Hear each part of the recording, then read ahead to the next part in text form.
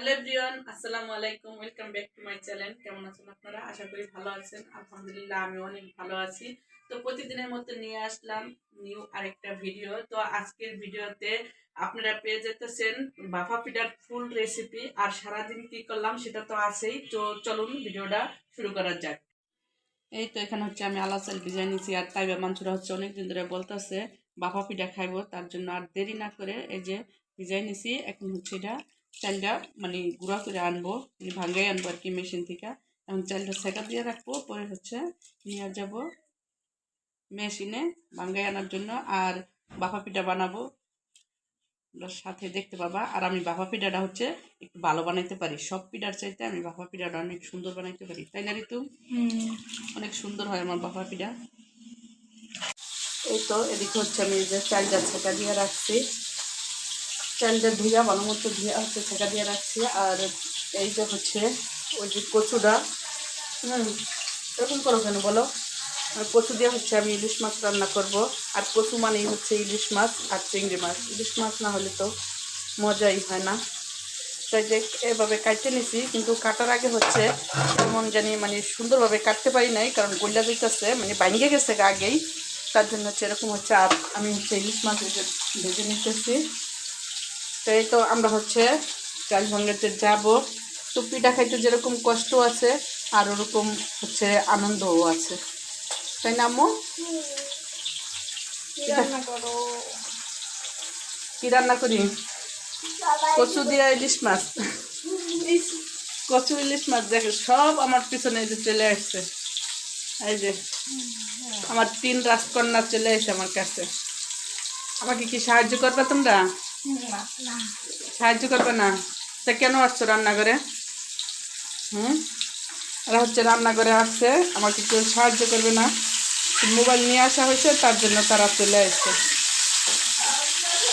তো আমার মাছটা হচ্ছে বাজার শেষ, আর মশলাটা আগে কষাই নিব। তো চালটা হচ্ছে একদম ঝরঝরা হয়ে গেছে, মনে হয় যে একদম শুকনাই এরকম হয়ে গেছে। তো এটা হচ্ছে বাঙ্গাইতে নিব।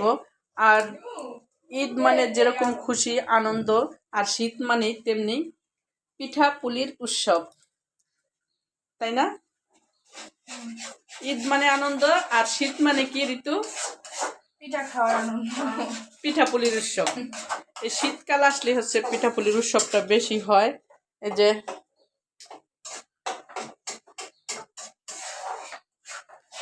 আমার তরকারি নাড়া দিতে আসছে। যাও তোমরা যাও, আমাকে আমার কাজ করতে দাও। এই যে হচ্ছে তাইবার আমি বের হয়ে গেছি আর চালটা ভাঙানোর জন্য। আর আমি হচ্ছে চিনি না, তার জন্য হচ্ছে তাইবার নিয়ে যেতেছি। তাইবা হচ্ছে চিনে, তাইবা হচ্ছে তাইবার বাবার সাথে দিন গেছিল, তাই তাইবার চিনে না তাইবা। আর ওটা হচ্ছে আমাদের দোকানের কাছেই, তাই না? আচ্ছা,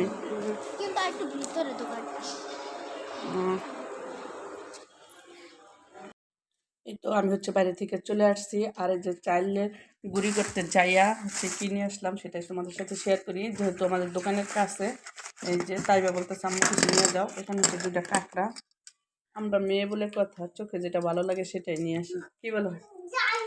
এটা তোমার? হ্যাঁ, এটা আমার। হ্যাঁ। আর এখানে হচ্ছে তাইবার পছন্দের খাবার, বের করো। গরম হ্যাঁ, গরম করে দিচ্ছে। Roll, vegetable roll. দেখাও, বাইর করো। এই যে রোল। আর ঋতুর পছন্দের হচ্ছে চানাচুর। চানাচুর কালকে রাতে আব্বু একবার আনছিল, অলরেডি শেষ হয়ে গেছে। কি আম্মু কামড় দিছা?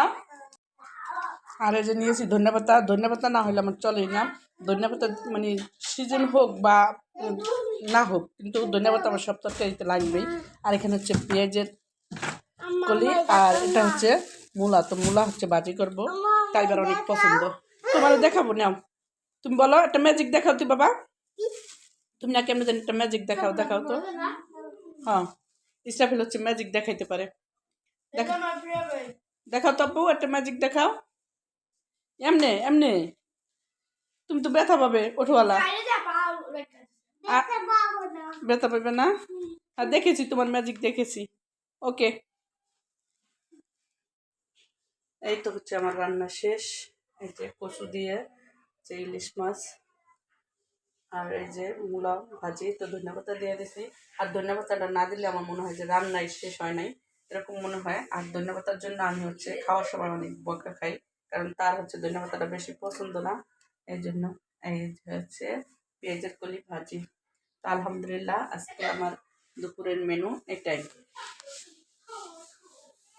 এই তো আমরা হচ্ছে দুপুরে খাওয়া দাওয়া করে এই যে পিঠা বানানো ধরছি। আর মাংসটার জন্য তো আর আমি থাকতে পারতেছি না, সে দুপুরে হচ্ছে ভাতও খায় নাই, পিঠা কতক্ষণে খাবে তার জন্য। আর এই যে আমি বানাই দিতেছি। তো এখানে সব উপকরণ নিয়ে নিছি, চালের গুঁড়ি, এটা হচ্ছে গুড়, আর যে নারকেল, সব কিছু দিয়ে নিছি। আর এই যেভাবে আমি বানাই নিতেছি।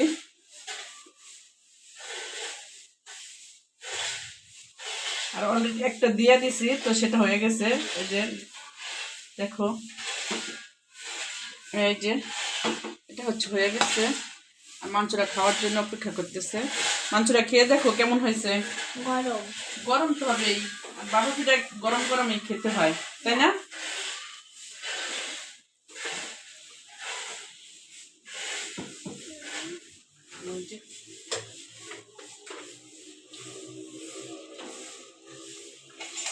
এইভাবে আমি হচ্ছে সব পিঠা বানিয়ে নিব। আর মাংসটা চামিচ নিয়ে এসে খাওয়ার জন্য।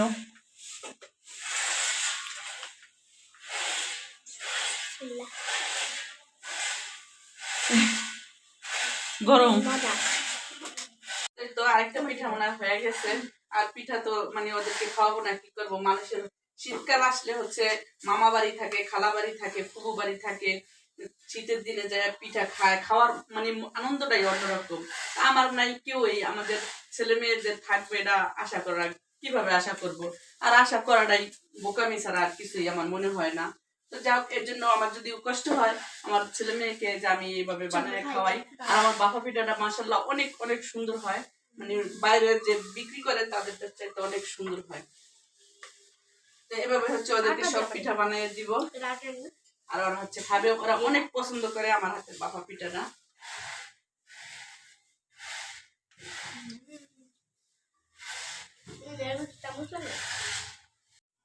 এই তো দেখতে দেখতে হচ্ছে যে এতটি পিঠা বানানো হয়ে গেছে, যে ওরা এখন খাবে।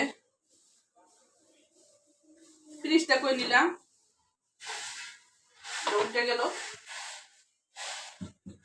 এভাবে হচ্ছে আমি সব পিঠাটি বানাইয়া নিব, আর ওরা হচ্ছে খাবে এখন। তো চলো ওরা খাইয়া দেখো কিরকম হয়েছে আমার হাতের পিঠা। এটা উঠানো যাবে না, অনেক গরম। এই যে এরা তিন বোনে ভাপা পিঠা খাইতেছে, গরম গরম ভাপা পিঠা। শীতের দিনে না, শীতের দিনে যে কোনো পিঠা খাইতে মানে যদি গরম গরম হয় তাহলে অনেক মজা লাগে। তো মাংসটা বলো কেমন হয়েছে? অনেক মজা, অনেক গরম মানে মানে মানে না খাইলে বোঝা যাবে না যে কতটা মজা হয়েছে, তাই না? আর আসলেই অনেক মজা হয়েছে, কারণ আমি এই পিঠাটা অনেক সুন্দর করে অনেক ভালো মতো বানাইতে পারি, তার জন্য হচ্ছে। পিঠার উৎসবে চলে আসো সবাইকে, শীতকালীন পিঠার মানে দাওয়াত সবাইকে। এতে বীজাণু পিঠা হোক, বাফা পিঠা হোক, আর এই দুটাই হচ্ছে মানে বেশি চলে। কুলি পিঠা যে রসে ভিজায় যেটা ওইটা, আর হচ্ছে খাজের পিঠা যেটা দুধে ভিজায় ওইটা রসে ভিজায়, আর হচ্ছে বাফা পিঠা। এই এই এইসব পিঠাই আর কি শীতকালে বেশি চলে। তো যাই হোক, ভিডিওটা আজকের মতো এ পর্যন্তই। দেখা হবে নেক্সট কোনো ভিডিওতে। ততক্ষণ তোমরা ভালো থাকবা, সুস্থ থাকবা। আল্লাহ হাফেজ।